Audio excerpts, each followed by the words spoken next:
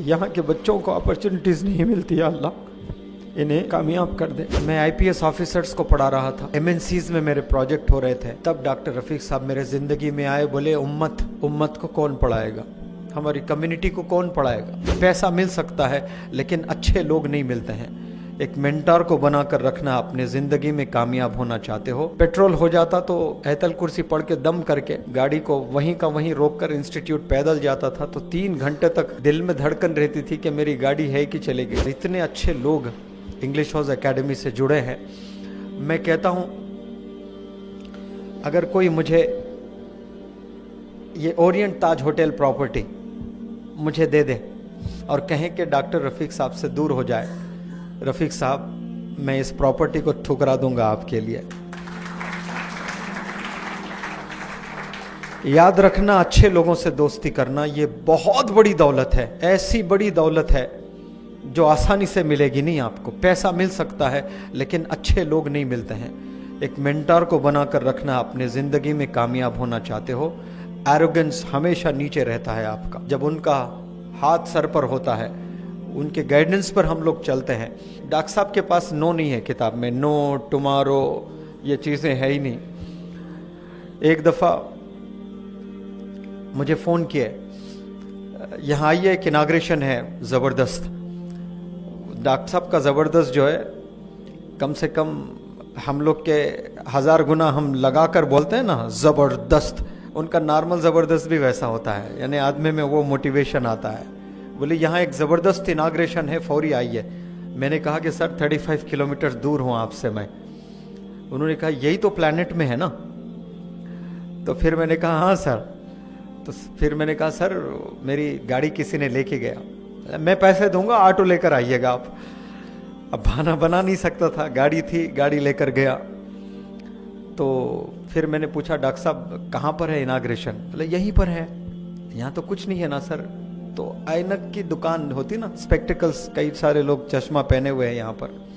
एक शौहर एक बीवी, दो ही है शॉप में, एक शादीशुदा जोड़ा, छोटा, बस मैं समझता हूँ कि इतनी ही शॉप थी, बस 3 फुट की शायद, शौहर बीवी खोले और इनाग्रेशन में। सर मेहमान कहाँ है? आप ही मेहमान, गेस्ट आप ही हो, बोल रहे डॉक्टर साहब। फिर बोले देखो बड़े बड़े इनाग्रल फंक्शंस में कोई भी जाता, ये गरीब जब बुलाते हैं तो कोई नहीं आते हैं, तो कम से कम हम आ जाए तो वो लोग खुश हो जाते हैं। तो एक पर्सनैलिटी, एक बंदे को भी रेस्पेक्ट करना, वो गरीब हो, वो मैंने मेरे उस्ताद डॉक्टर रफीक साहब से सीखा है। शायद मैं पर्सनैलिटी डेवलपमेंट ट्रेनर नहीं बनता अगर मेरे साथ डॉक्टर रफीक साहब ना होते।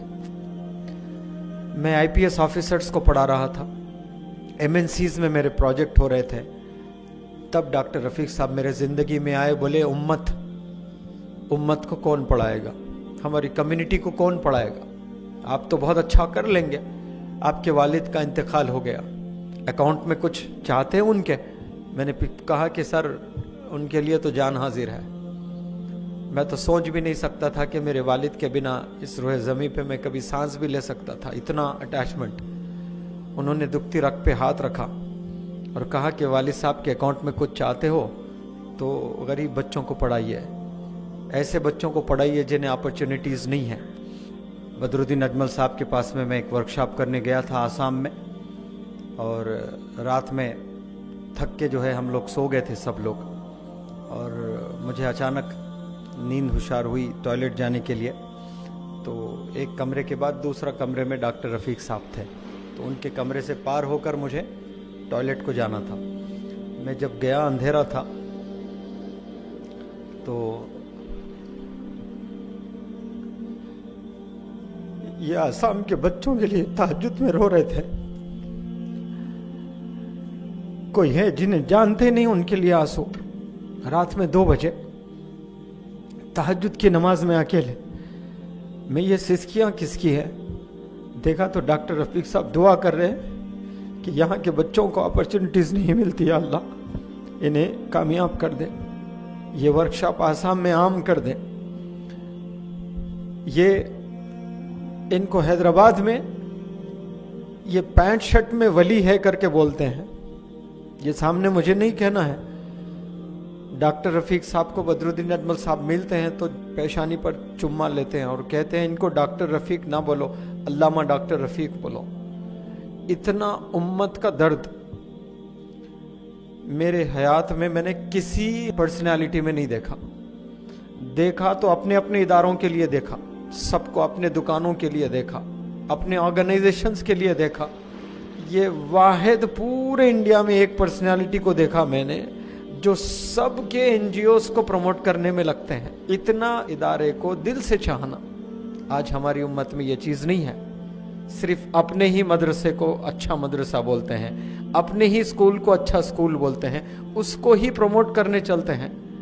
मैं अल्लाह से शुक्रिया अदा करता हूँ कि इतना ज़बरदस्त उस्ताद मेरे ज़िंदगी में मुझे अता फरमाया अल्लाह सुब्हानहू व तआला ने। I take this opportunity to thank you sir.